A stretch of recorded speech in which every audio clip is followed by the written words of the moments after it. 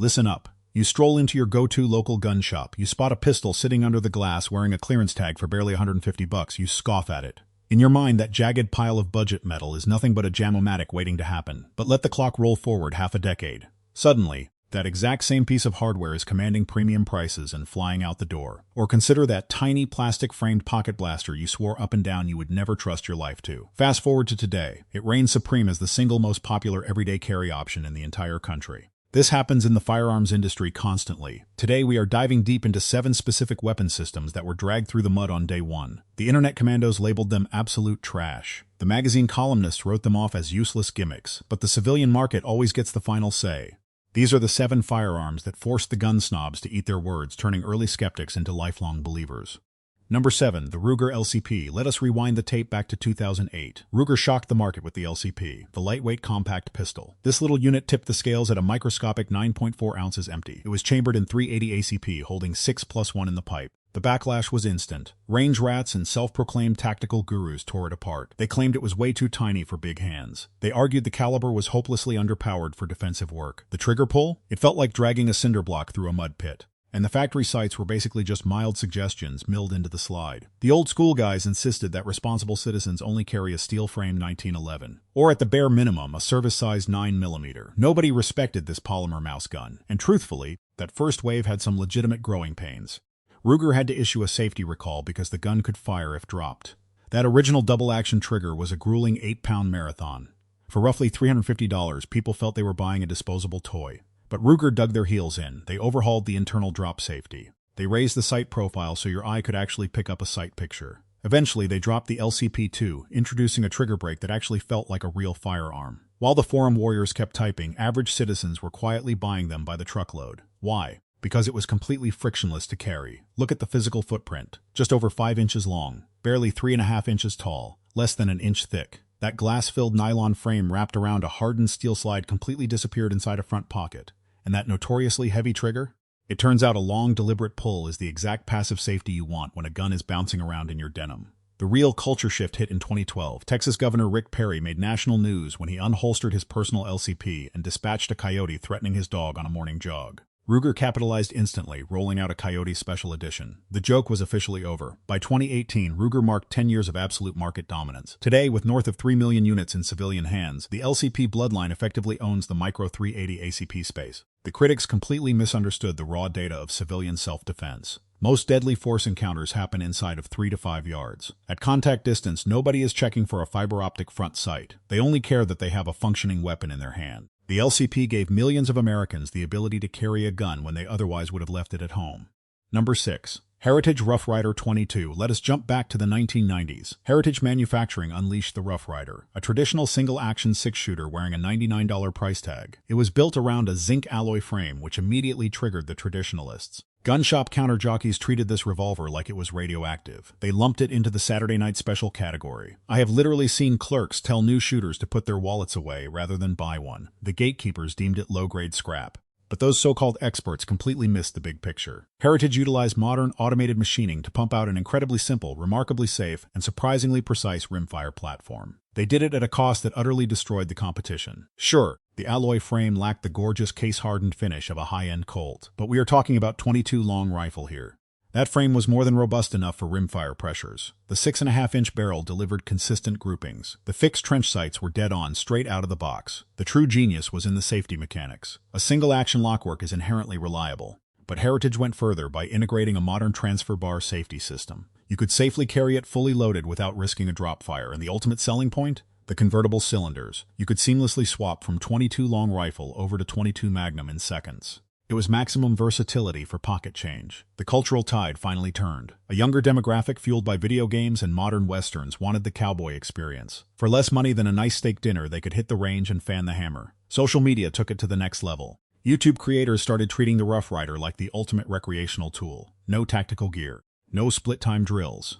Just pure, unadulterated plinking. Today, Heritage is moving an estimated 200,000 of these revolvers every single year. They offer every grip material and barrel length under the sun. That ridiculous 16-inch Rancher carbine model literally broke the internet, and the price has remained universally accessible, usually hovering between $150 to $200. The revolver they call junk is now universally respected as the greatest introductory firearm in American shooting sports. Number 5. Kel-Tec Sub 2000. The year is 2001. Kel-Tec brings a wildly unconventional firearm to the table. A pistol-caliber carbine built from polymer that literally folded entirely in half. It fed from standard Glock magazines and retailed right around $300. At first glance, the tactical community scoffed. They dismissed it as a fragile toy for budget buyers who could not swing the cost of a proper AR-15 or an M4. George Kellgren has always pushed the envelope of mechanical design, but the Sub 2000 looked like an alien artifact. When folded, you were looking at a package 18 inches long and roughly 7 inches wide. Snap it open, and you suddenly have a fully functional 16-inch barrel attached to a featherweight 4-pound rifle. The sights were primitive. The front post was molded directly into the plastic handguard, and the rear was a cheap plastic peep. Early field reports were incredibly harsh. The trigger felt like squeezing a wet sponge. Resting your cheek on the steel charging handle tube was physically uncomfortable. Gun stores might order one just as a novelty display piece. Then the political climate shifted. Various states began passing aggressive magazine capacity restrictions. Suddenly, a low-profile carbine that took the pistol magazines you already owned became highly desirable. The prepper community realized this thing was the ultimate bug-out bag companion. But it was the ballistic performance that truly changed minds. Pushing a standard 9mm defense load through a 16-inch barrel generates massive velocity gains. It turned a close-quarters pistol round into a highly capable 100-yard problem solver. The heavy blowback bolt cycled with boring reliability. Recoil was completely negligible. By 2010, demand exploded. You simply could not find a Sub 2000 on a dealer shelf.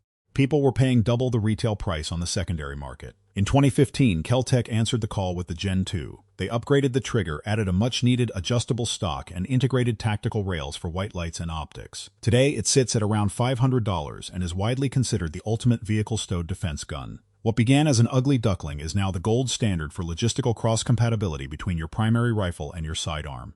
Number 4. Taurus Judge. If you want to talk about a weapon that made the firearms purists absolutely lose their minds, look no further than the Taurus Judge. Launched in 2006, this was a 5-shot revolver chambered for both heavy .45 Colt and .410 bore shotgun shells. The traditionalists went into full meltdown mode. They called it a massive gimmick. They claimed it failed at being a shotgun and failed at being a handgun. And looking strictly at the ballistic charts, they were not entirely wrong. It tipped the scales at 29 ounces. The barrel was just 3 inches long. That massive elongated cylinder looked absurd. Carrying it concealed was like trying to hide a toaster under your shirt. Furthermore, pushing a .410 shell through rifling causes the shot column to spread rapidly, rendering birdshot completely useless past 5 yards. Taurus aggressively marketed this as the supreme close-quarters defense gun. The tactical instructors laughed, telling people to just buy a proper 12-gauge pump or a standard-duty pistol. But then, something fascinating occurred. Everyday Americans, not the competitive shooters, not the internet reviewers, got their hands on it. They fell in love with the raw simplicity. No slides to rack under stress, no magazine spring failures. Just point the muzzle and press the trigger. The psychological comfort was massive. Homeowners loved the concept of payload staging. They could load a defensive .410 buckshot shell as the first response, followed by bone-crushing .45 Colt hollow points. Was it the choice of Tier 1 operators? No, but it provided massive peace of mind to the average citizen. Sales absolutely skyrocketed. By 2010, the Judge was dominating the revolver market. Taurus capitalized heavily, dropping polymer-framed variants, extended barrels, and even the monstrous Raging Judge chambered in .454 Castle. The Judge literally forced an entirely new market segment into existence. Smith & Wesson scrambled to release the Governor just to catch up. Today, the standard Judge still flies out of display cases for roughly $500. It is living proof that the American consumer dictates the market, regardless of what the self-appointed experts claim. Number 3. Canik TP9. Now we have to discuss a duty pistol that started at the absolute bottom of the barrel regarding public perception. Back in 2014, Century Arms began bringing in the Canik TP9, a polymer-framed, striker-fired handgun manufactured over in Turkey. At that exact moment, the American handgun market was heavily guarded by giants like Glock, FN, and SIG. The TP9 hit the shelves with a ridiculously low price point of $300. Most premium dealers refused to even allocate shelf space for it. The bias was heavy. Shooters took one look at the country of origin and wrote it off as substandard metallurgy waiting to fail. The incredible irony was that the TP9 was heavily inspired by the Walther P99, which is arguably one of the most mechanically excellent striker systems ever designed. But no one cared about the engineering until they actually pulled the trigger. Under the hood, this budget gun featured a match-grade barrel. The trigger featured a glass-like break right at 4.5 pounds. It shipped with high-end Warren tactical sights, 2 premium magazines, a holster, and cleaning gear. All for less cash than a beat-up used police trade-in Glock. That factory trigger was the absolute game-changer. It put triggers on $1,000 guns to shame. The early adopters who took a gamble on it were absolutely blown away. These guns were incredibly accurate. They ran flawlessly through grit, carbon buildup, and zero lubrication. Competitors started showing up to local USPSA matches running a $300 Canik and absolutely destroying guys running custom, heavily modified race guns. The narrative shifted aggressively when top-tier YouTube personalities took it to the range. When channels with massive credibility showed these pistols running flawlessly through torture tests, the industry took notice. Awards started piling up. Century Arms literally could not import them fast enough to meet demand. Canik rapidly evolved. They dropped the TP9 SFX for the competitive circuit and the Elite series for concealed carry. Today, these pistols command anywhere from $400 to $600, and they are worth every penny. They forced the legacy American and European manufacturers to completely rethink their factory trigger designs. That so-called Turkish junk is now sitting in duty holsters across the nation and taking home gold medals on the weekends. Number 2. Springfield XD. The Springfield XD holds one of the most brilliant marketing redemption arcs in firearms history. Long before it featured the iconic Springfield Armory-crossed cannons on the slide, it was known as the HS-2000, imported straight out of Croatia. This obscure handgun landed in America back in 1999. It was priced around $200. The American shooting community gave it the cold shoulder. Nobody trusted a cheap polymer gun from a post-war European nation they barely recognized. Ironically, that dirt-cheap price tag was its biggest enemy. Consumers automatically associated cheap with dangerous. The tragedy was that the HS-2000 was an absolute powerhouse of modern features. It seamlessly blended a 1911-style grip safety with a Glock-style trigger blade safety. It offered both a loaded chamber indicator and a physical striker status indicator on the rear plate. The grip geometry locked into the hand beautifully. Yet at $200, it sat gathering dust on retail shelves. The platform was on life support. Then Springfield Armory executed a masterclass in business strategy. In 2002, they secured the licensing rights. They stamped the XD logo on the slide, standing for extreme duty. And most importantly, they doubled the retail price to over $400. The psychological shift was instantaneous. The exact same mechanical firearm that nobody wanted for $200 was suddenly selling out everywhere. Springfield lent it their legendary reputation and backed it up with a massive advertising push. But the gun itself held the line. It featured a forged steel slide housing a hammer-forged barrel, riding on a dual captive recoil spring system. Armorers were rating the service life well past 50,000 rounds. Shooters who despised the severe Glock grip angle flocked to the natural pointing characteristics of the XD. By 2003, the XD secured Handgun of the Year. By 2006, the 45 ACP variant took the exact same title. Major law enforcement agencies, including the Chicago Police Department, authorized it for duty use. Today, that original platform has expanded into the XDM, the XDS, and beyond, with price tags easily clearing the $600 mark. The Croatian Underdog is now a foundational pillar of the American striker-fired market.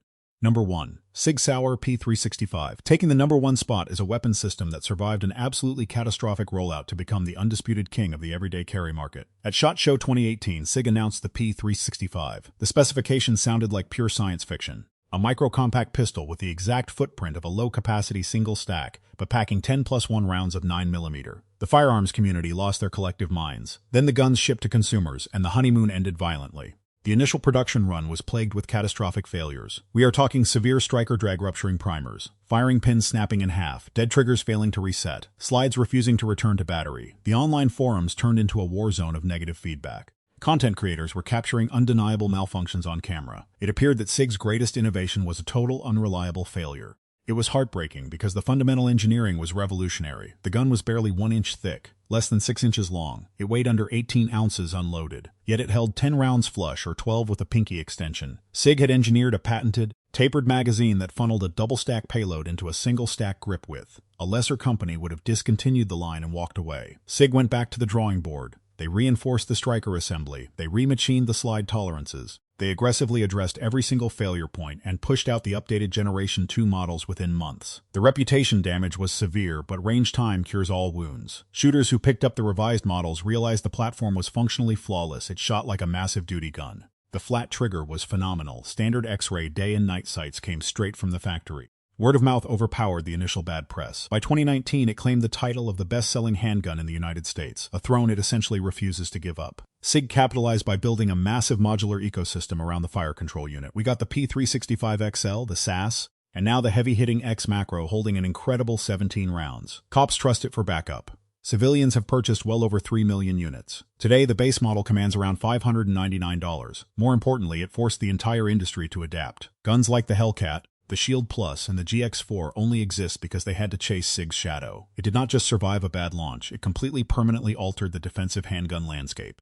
From cheap surplus imports to revolutionary micro-compacts, these 7 firearms tell us one very important truth. The vocal minority does not always dictate reality. Sometimes bad timing, poor marketing, or a rough initial production run can temporarily bury a phenomenal weapon system. But when the American shooter actually gets it out on the range, puts brass in the dirt, and tests it under real conditions, true quality always rises to the surface. Remember that the next time you hear the gun counter snob talking trash, today's laughingstock might just be the exact gun you are trusting your life to tomorrow. If you dug this breakdown and want to see more tactical truth, smash that like button right now. Hit subscribe so you never miss an upload. And drop a comment down below. Tell me which underrated gun you think deserves a second look from the community. Stay safe, train hard, and I will see you on the range.